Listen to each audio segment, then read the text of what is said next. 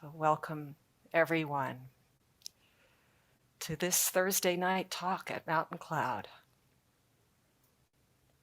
Most of you know I was away for the month of May sitting and co-leading a 4-week sesshin at a beautiful Zen center in the Black Forest region of Germany.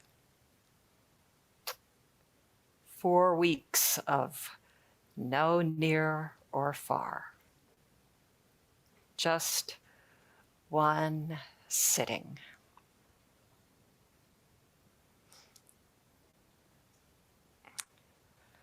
Being back brings to mind a line from Hakuin's Song of Zazen. In going and returning, we never leave home. Actually, this zendo isn't just on Mount Belchen in the Black Forest. It is Mount Belchen. And that rain, I don't know if you can hear it online. We are having, in the midst of sunshine, a real shower here. Probably a great rainbow somewhere. Yesterday, I was at Mountain Cloud for a meeting and just walked by the empty zendo. Mats and cushions neatly arranged. This luminous space. I could see you're sitting. And then last night, tuning in to Wisdom Wednesday, Scott leading an exploration of shikantaza, could sense the boundlessness of the zendo and the cloud. Sitting, listening, responding. The Sangha treasure. One entirety, each one a jewel in the net, and each gem in this vast, boundless net reflecting every other jewel. So tonight, instead of the sort of formal teisho that I'm used to putting together, I'd like to share a few impressions from these 4 weeks. And then, depending on the time, I invite maybe some Q&A or just hear from you how you are.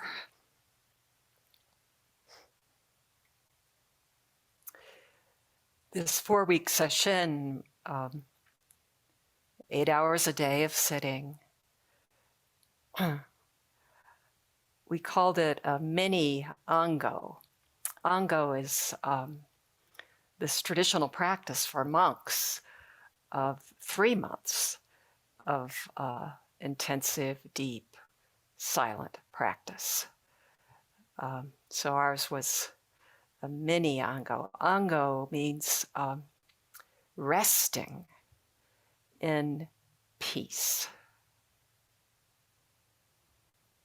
No matter the conditions,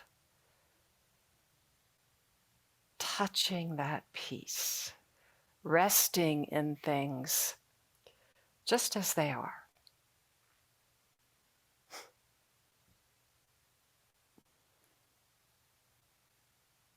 I've given talks over the years where I called that fearless humility, this kind of total rest in just what is.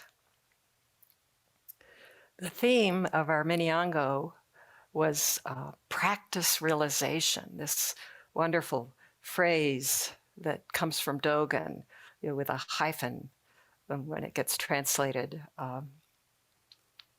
It's what Dogen called his name for what we're doing here. Practicing realizing every time we sit. So what comes from this long sitting? What are we realizing in our practice? This reality of who you truly are.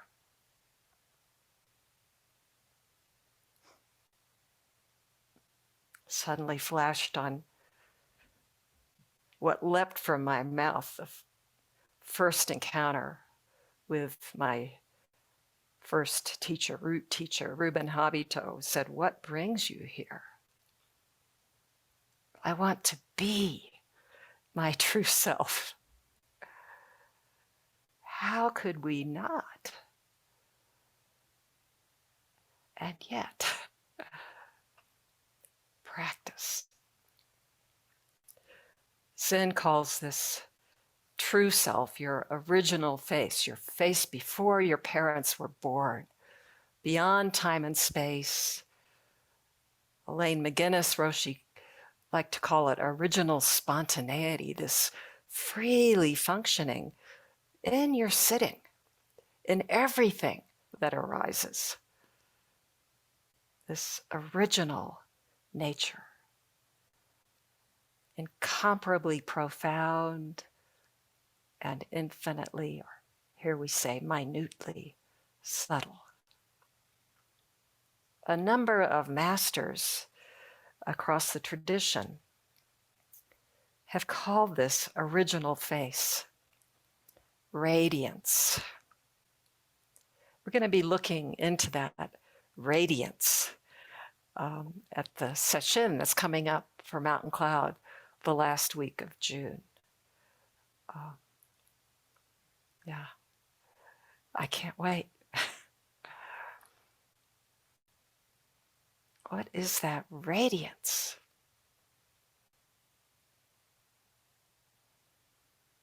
One wants to say love, but with no opposite, no subject, no object, and no separation. So at the Minyango, John Gaynor and I alternated giving the teisho. John, many of you know, was Henry's first teacher, first Zen teacher in England. And we had this wonderful opportunity to meet around 2000, I think it was. Ruben invited a group of senior students from the Philippines, from Oxford, to come from Dallas together for a week of shared koans study. None of us had ever done that. And John came.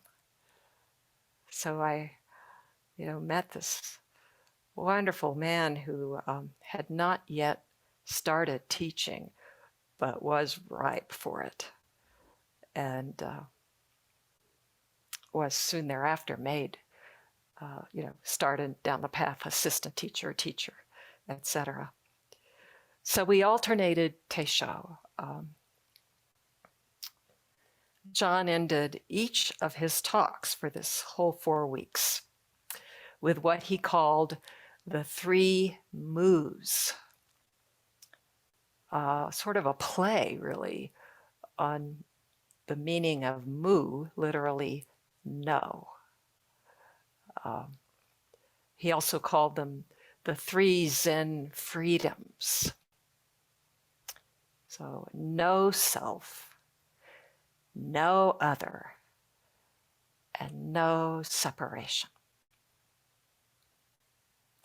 These 3 freedoms.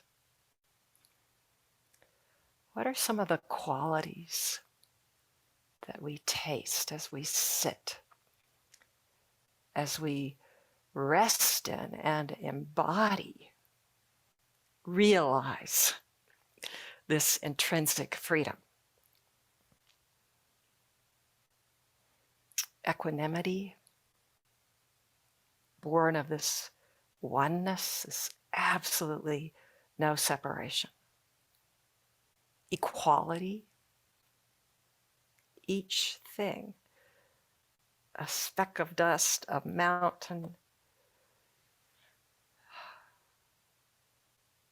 go down the list, the 10,000 myriad things, each thing whole, complete, and absolutely equal in value. How could it not be? We're so wrong about this.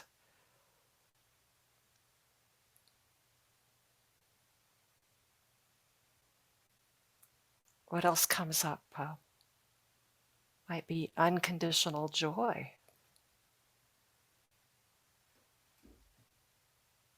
There's that line in Boundless Compassion, a chant, that a version of the Kanzeon Sutra that we chant. Thus the pure heart always rejoices. This unconditional joy.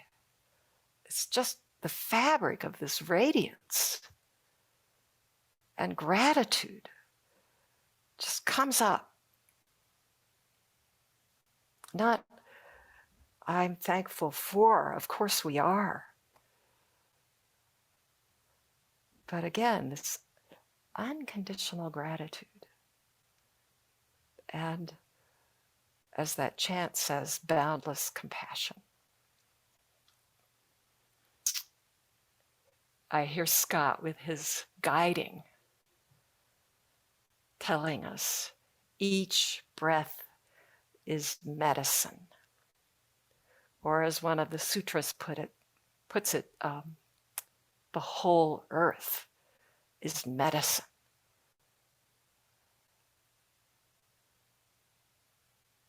Another quality that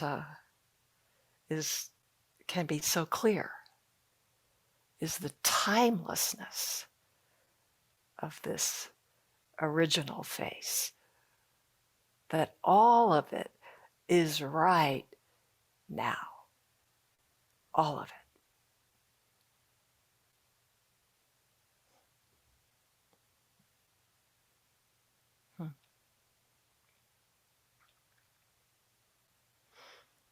There's this absolute capacity, and also it's just all going on. This no near or far is also about time. There was a student who did the whole 4 weeks. About 15 people were able to do that. And then another group of people were coming and going as they could. Would do a week or 2 weeks, one person 3 weeks. But there was this wonderful constancy somehow. And one woman, about halfway in, I've been seeing this student, and she, like most people, has suffering in her life, and she's struggled with it a lot. Her husband died, she's a nurse, just this feeling like she didn't do as much as she could have done, and having that weigh on her horribly. And about halfway into this Minyango, she came into Doksan really in the midst of this now. It's all now. And, everything with her husband is going on right now. I can freely address it right now. It was just this freedom came in. And the sense of burden of something that was done and could not be undone just left. a wonder.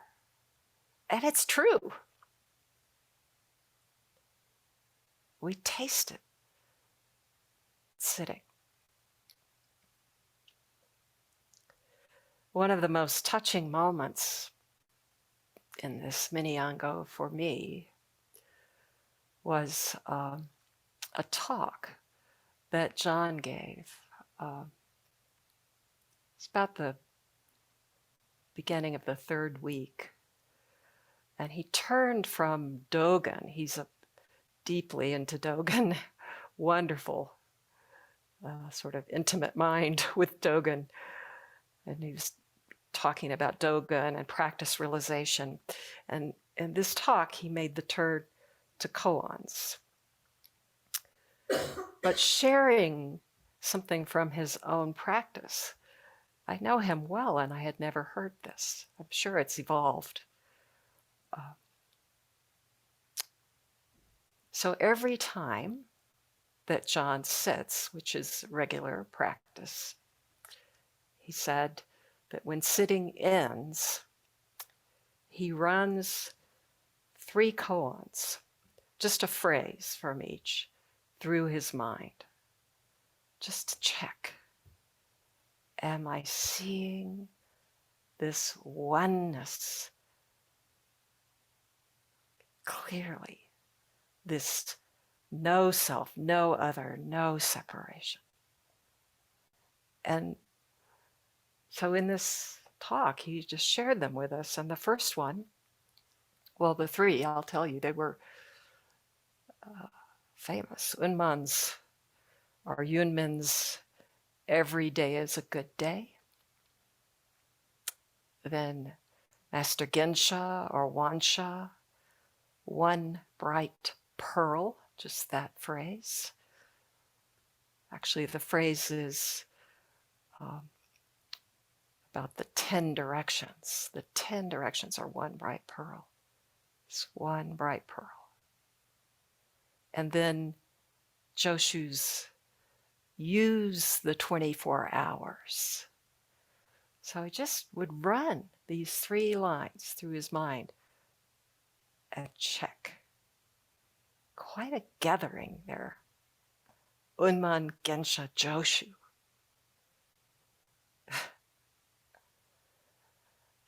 So he unpacked them a little more than I will now, but when he came to every day is a good day, he talked about, how Unman offers this teaching to the assembly. He says, I'm not asking you about the days leading up to the full moon, to awakening to this awake world. Give me a phrase about after the full moon. It's just the way he poses it. And then he answers on behalf of the assembly. Every day is a good day. And John then shared his experience of the birth of their first child 44 years ago. His name is George. And I know George.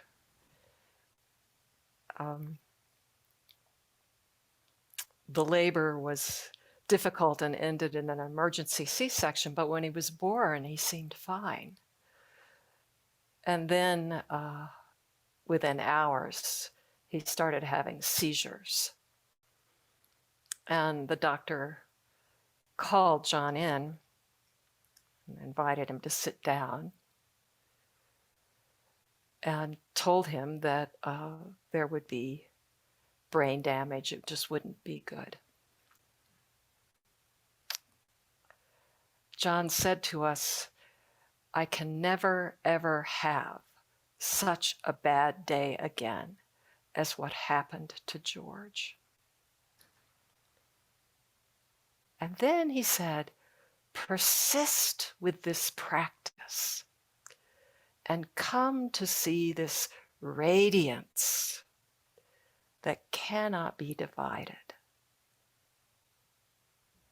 I mean, he spoke a little about the love that George is a remarkable person. He can't walk, he can't speak very much, but this love is very clear.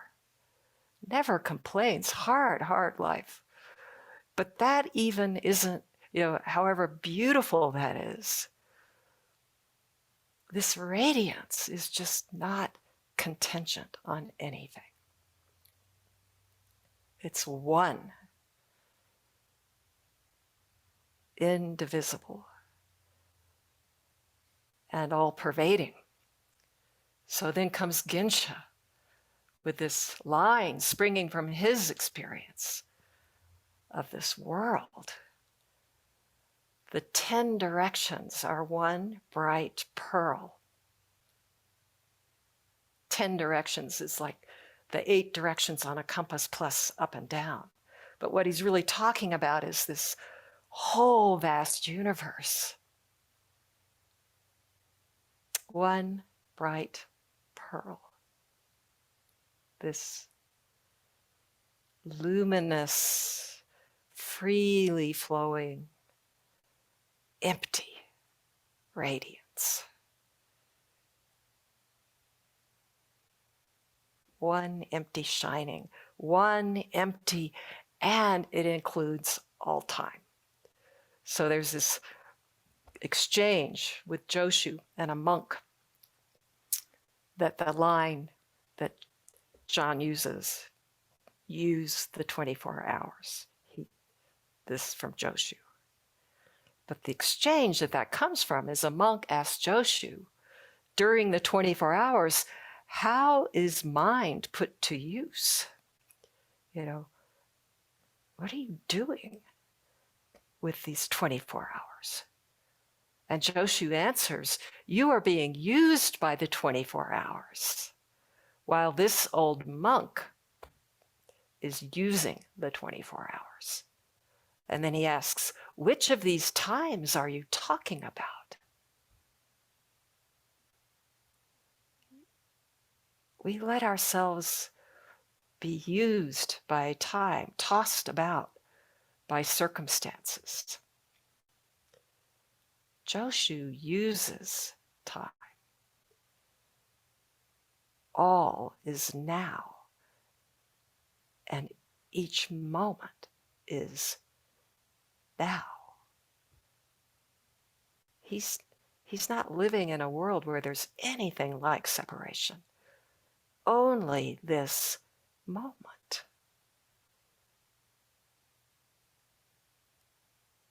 Again, this rest, this kind of abiding in this, we say moment, but a lot of people say present moment, which is just a pointer, but there's nothing outside it. Rest in this moment, and there's no anxiety, there's no wish to look forward or backward. There's no other time than now. Actually speaks to this question of life and death that Zen is all about, resolving the great matter, life and death. John said, radiance is our constant. And then again, the invitation. There's an incredible power to your sitting if you can come into this absolute now.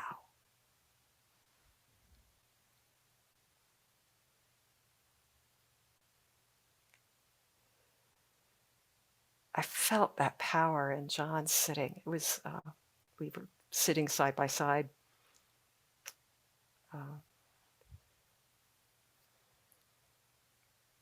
It was so easy. I didn't have to do anything.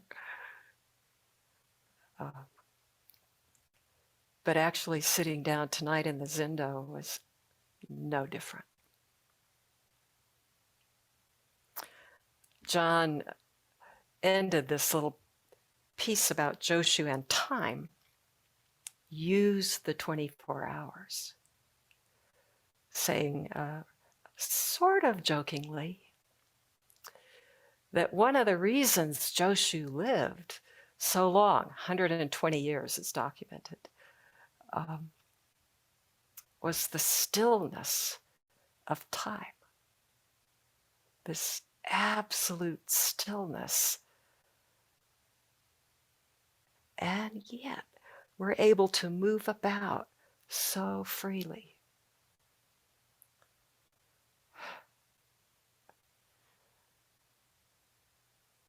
We have the chance to discover and explore this one empty, absolute now in our sitting, in this practice realization. And getting up to see how it shines.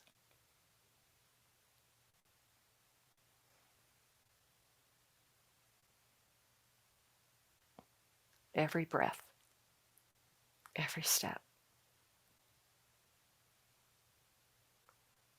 And coming and going, we never leave home.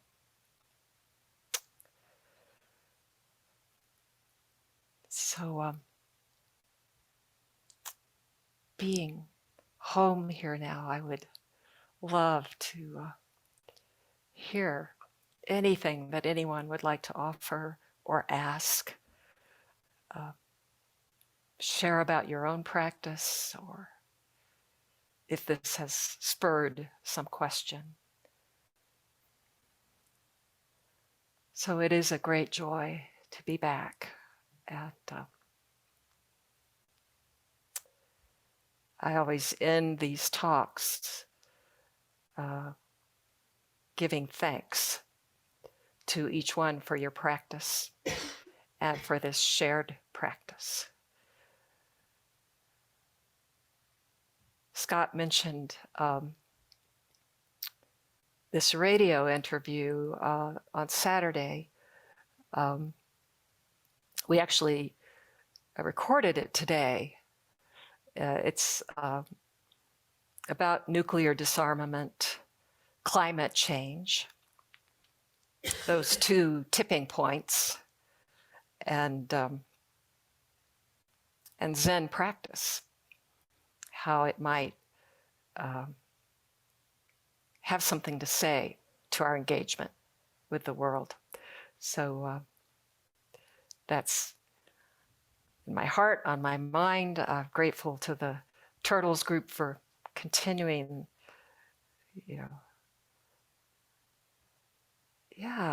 this work of just really looking into finding what is ours to do.